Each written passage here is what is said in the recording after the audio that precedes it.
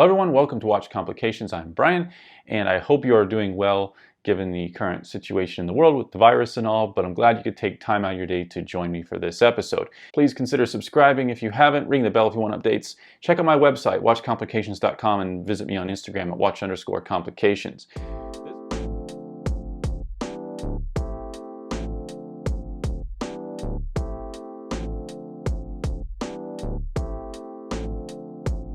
If you've been a follower for a while, or you've looked at much of my content, you'll know I have a little nano brand 10-6 watches that I build custom watches for some clients for. Usually that's people that contact me and say, "Hi, I've got this idea, I want a custom watch, could you build this for me?" And I communicate with my clients. I'm a very hands-on, one-on-one person with the people I choose to work with.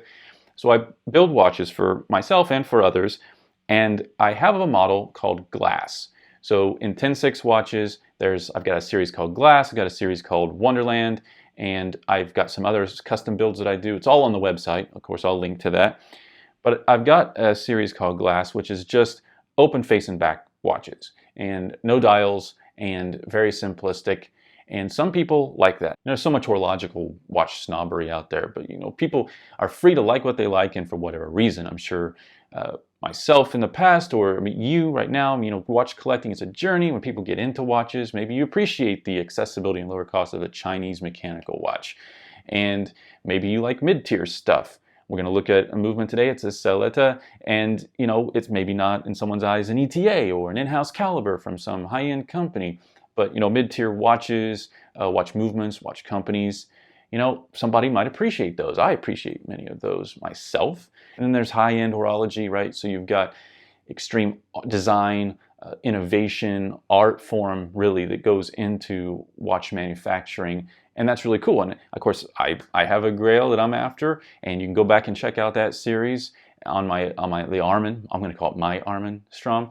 But everybody can find things to appreciate, and that's what's great about the watch collecting world, or the watch enthusiast world, is there's something out there for everybody. And there's people take this journey, and you're going to be in a different spot as someone else. You might get more sophisticated in what you understand and what you buy and what you are interested in as time goes on. You might just be perfectly happy with your Casio off the shelf for 20-30 bucks and be set, and that's all fine.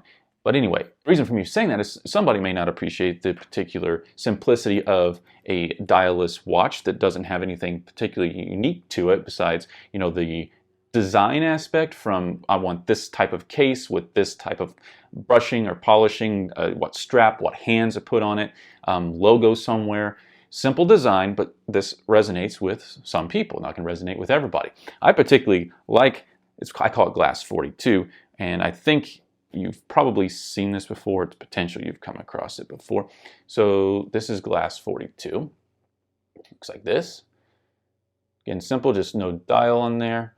Exhibition, basically so you can see everything. You gotta be used to reading an analog face. I'll show this to you up close. So someone ordered one of these models from me. It's called Glass Industrial. It's very much the same as Glass 42, except it has larger hands. And I've put a different strap on it that the client will like. I've got the plastic on this right now, but again, I will show you this up close. The idea of this video is to show you this watch, Glass Industrial, as I call it. And I wanted to get this ready for a client, and I needed to do a couple things with it. So this is task-oriented. Show you how I go about taking the strap off, opening the case. I'm going to place a logo on the train bridge, and then I'm going to swap out the movement holder for a little bit nicer one that had less imperfections on it, and got this ready to send to a client. And I thought I'll throw a video together and show you all those steps just for fun. Maybe if you've watched some of my earlier stuff on putting watches together, casing movements, removing and attaching hands, all that kind of stuff, you've seen some of this before, but I thought it would be a cool idea to show you the little updates I did to this to make it look a little bit better before I send it out to this person. Before we get to that, I'm going to show you these up close though. I'll show you front and back so you can get an idea what the final product looks like. I'll have pictures of these on my website, linked in the description below as well. And then we'll get to actually doing a couple little updates to this, and that'll be that. So come along for the ride. Just as a reminder, I have about a 7.5-inch wrist, and you can see what Glass 42 looks like on here. See, the hands are kind of a bluish color, and it's kind of a greenish tint to the lume. You can see it better on the other one.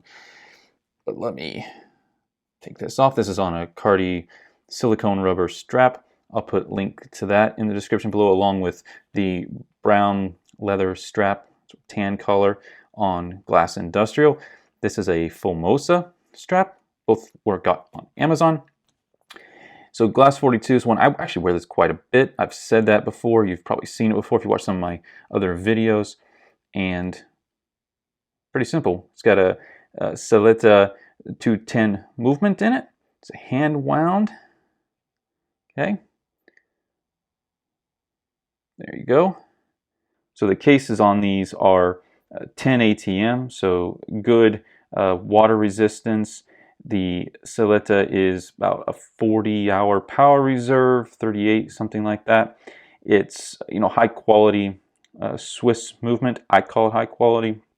It's essentially replacement for the ETA 2000 series, 2800 series, the Sapphire Crystal. So this is good, sort of all around piece, you know. Sapphire, Swiss movement. It's got, you know, good water resistance, and you gotta, again, like reading an analog face. Now, what I needed to do to this one, Glass Industrial, and I have the plastic on here. Again, you can kind of see then the blue and the greenish lume. You can see this goes really well with a yellow seconds hand. I've actually set both of these running. They both keep an excellent time. So what I needed to do with this one was replace the movement holder with one that looked a little bit better. And you'll see on this one, I'll take the plastic off just for this second to show you this. You'll see it up close in the next part of the video. But right here, notice I have my Apply logo on the train bridge.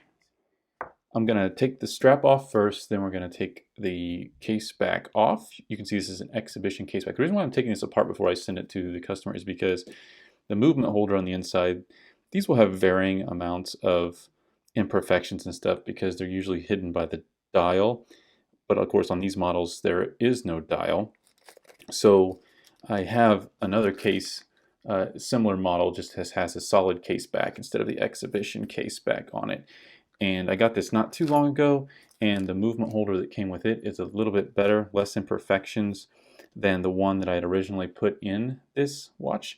So I'm going to swap out the movement holders, and also I talk with the customer about, do you want a logo at 12 o'clock on the inside of this or somewhere else? And they really liked the look of just the no frills, nothing on this except the hands. But was okay with putting the logo on the gear train bridge on the reverse. So that's what we're going to do. We're going to take the strap off, take the case back off. I'm going to put the logo on the train bridge, and then I'm going to swap out the movement holders. So here we go. Easy first step, take the strap off. By the way, what am I wearing right now? It's my Christopher Ward C65 Pepsi on Archer straps. Looks good, yeah, okay. Let's take this strap off. These aren't quick release. So again, anything with watches have the right tools. This is my Bergeon 6767. I'll try to figure out which side might be have a little bit more give to it. And it varies by strap. We'll just get that down in there and pop that out like so. And the customer isn't sure they want this pilot style strap. I'll find something maybe a little bit more vintage is what they requested. So I'm going to set this over here to the side because I don't think that's going to get used. And then figure out which side here I want to try to tackle. Okay, that's that side. Get this side. How hard these spring bars are to deal with will depend on the watch, but sometimes it's easier to go from the bottom like that. All right, so there's the strap off. Now we're going to use case tool to take the case back off. And this is in really nice, good shape. This is all polished, so if you're using a case tool on a watch that's still, brand new, basically, at least the case is, you want to be careful with it as much as possible. I just got to resize the case tool a little bit. Okay, there we go. You see that's fit in there nicely. So you choose wisely, kind of what slot where you want to put your fingers with the lugs as you put pressure and apply pressure on this. It's easier than you would think to slip with the case tool. And the last thing you want on a polished case are case tool marks. And real easy, I guess, sort of beginner mistake when you get into watches is just not being patient. I'd say the thing I had to learn the most was just, take your time. You're not rushing. If you go fast in any step, you do little things. You just slip of a hand and whoosh, you've got a case mark, a case tool mark across the back of the polished case. You want to avoid that sort of thing as much as possible. So we've got it loosened just enough. Set the case tool to the side, and then let's unwind this thing. All right, there we go. So the movement in this is a Celeta 210, which is their hand-wound movement. There's automatic version, and there's an automatic version with a date. That would be the 200 and the 220, sort of the base caliber replacement for the ETA 2824 series. And the first thing we're going to do is apply the logo. And to do this, I'm going to use my tweezers. Again, make sure that these things are demagnetized if you're doing this on your own. I think I'm going to actually set this down. I'm going to get sort of an idea of how I want to place this. I'm going to place it at an angle, I think. Kind of thought about on the train bridge here. So I'm going to set this in here about like that. What you don't want to do, this has adhesive on it, this logo does. What I don't want to do is get any adhesive on or around the jewels. That would just suck up the oil that's in these jewels here. And that's all of the pivots for the gear train. So I want to avoid those. This will be fun. I'm excited about this. I'm going to get another set of tweezers. This is going to look cool. And I hope that the client is happy with the result. This is such a simple, but like, I just like this design. No fluff, no frills. So there's my logo on the adhesive paper. And this is pretty simple to apply. I just want to make sure I get it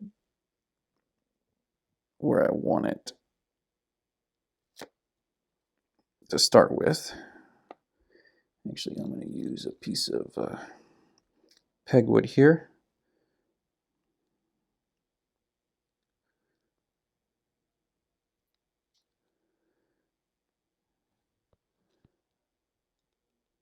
I'm happy with that placement. Then I'm going to use, these often uses the back of a hand remover tool. It's wood and it's nice curved surface. Because I want to put pressure on this enough to get that adhered to the surface. But this is the gear train bridge, train wheel bridge, and I don't want to put too much pressure. It's a thick plate. I mean, it's nice and sturdy, it's durable, but like with all things very small and mechanical, little things matter. Tolerances are tight. So I'm just pressing that down. That should be adhered pretty well. Also want to avoid scratches, so I'm just going to put pressure on it with my hand tool. I never thought when I bought a hand tool I'd use it to apply logos, but one of my most used tools. Okay, so that's done. That's good. Now I will use my tweezers to remove the adhesive paper, and this step will be done. And again, this is all about patience. We're not in a hurry. No one's in a hurry. All right, and this should come off fairly easily.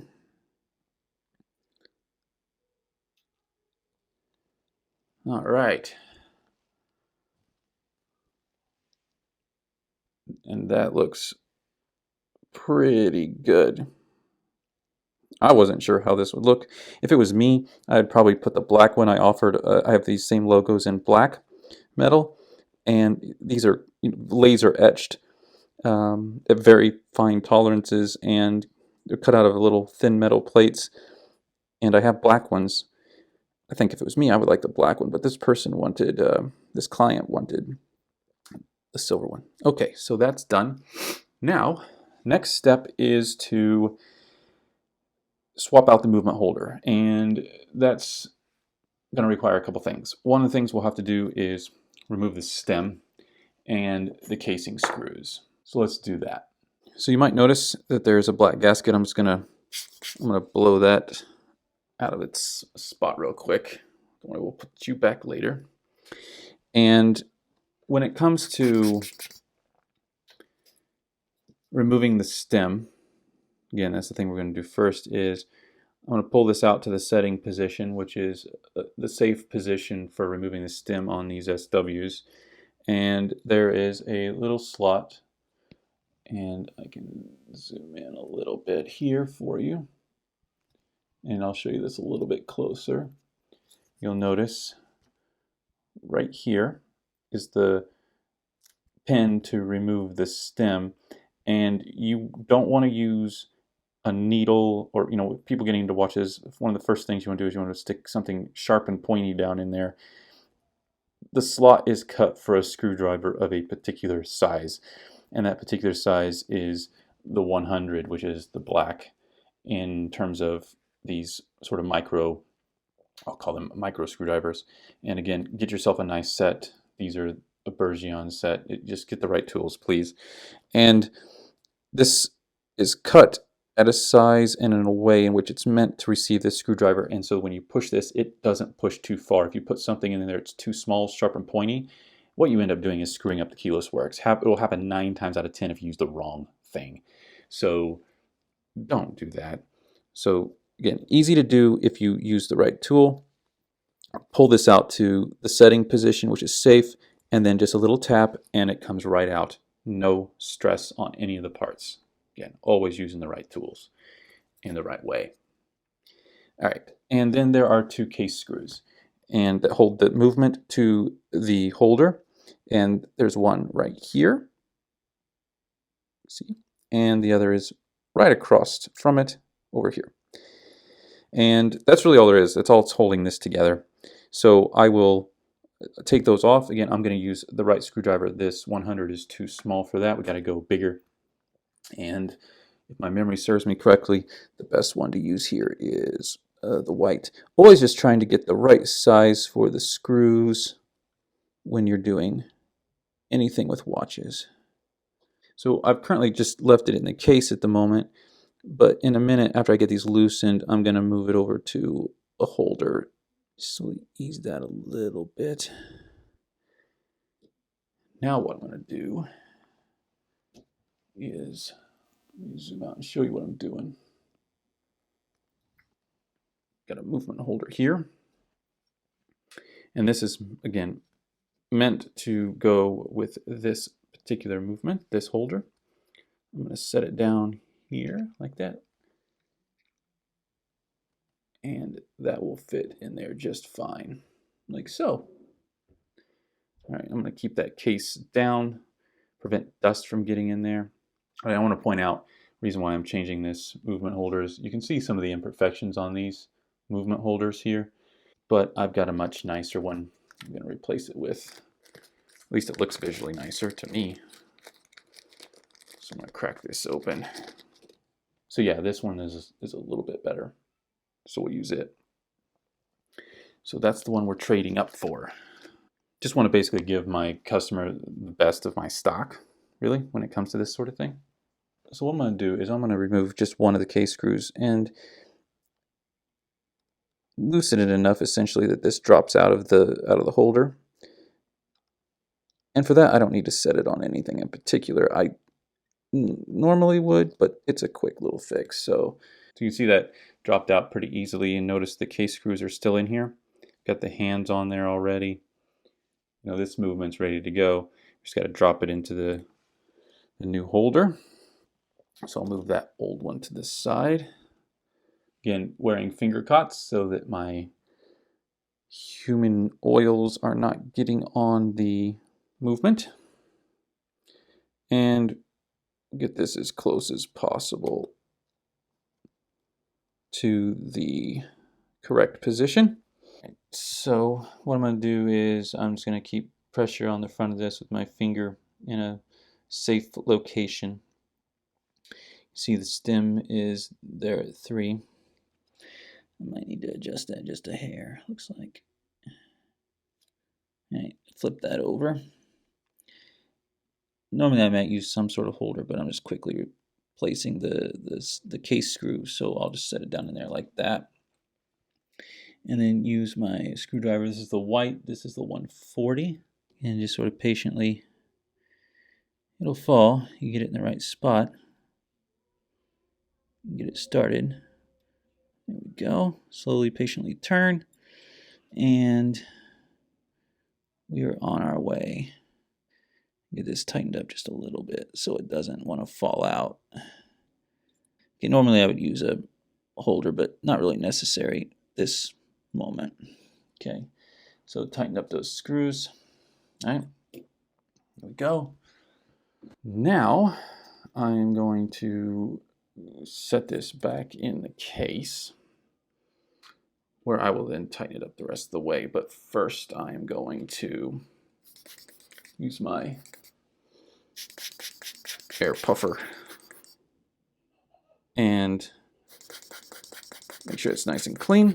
And then I'll set this down inside the case. Once it's in the case, I'll nudge these case screws tight just a little bit. Just doing some cleaning, just doing some house cleaning. Okay, now I'm gonna get the stem in here.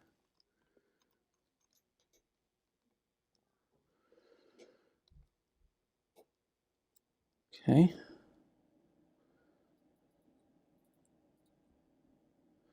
I don't have this wound at all. I'm just making sure the mechanism's fine. We should start ticking away there.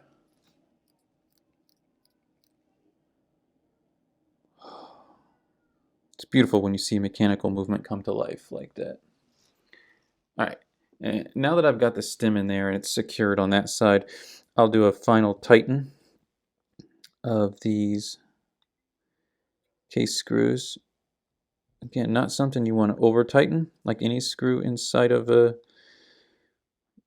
mechanical watch. All right, so ticking away. There we go. Got the logo on there. Let's put the gasket back in here. Make sure there's nothing on it. Okay.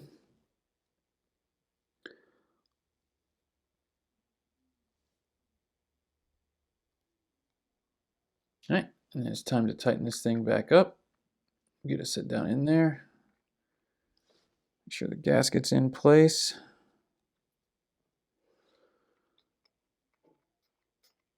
I'm still trying to avoid as many fingerprints as possible at this stage.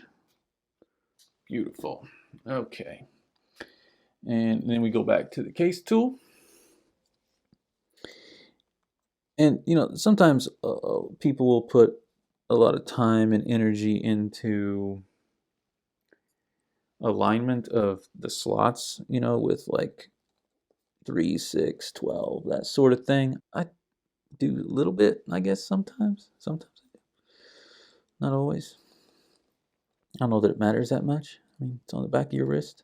Again, this is where you want to be careful is you don't want case slippage at this point. It's crazy tight, but again, I want to get tight, but not where I'm gonna slip with that tool. I mentioned this is a 10 ATM case, so it's like solid good. Sapphire crystal. Yowzers. Gotta do what you gotta do. You can see I've got that right at 3. All right, so I'm gonna put the clear plastic back over it, the back, like so. I've had the plastic on the front the whole time. Now, since I'm done with this, I'm going to take these finger cots off because, man, do they cut off blood circulation. So what I'm going to do is I'm going to fully wind it. I'm going to set the time. Alexa, what time is it?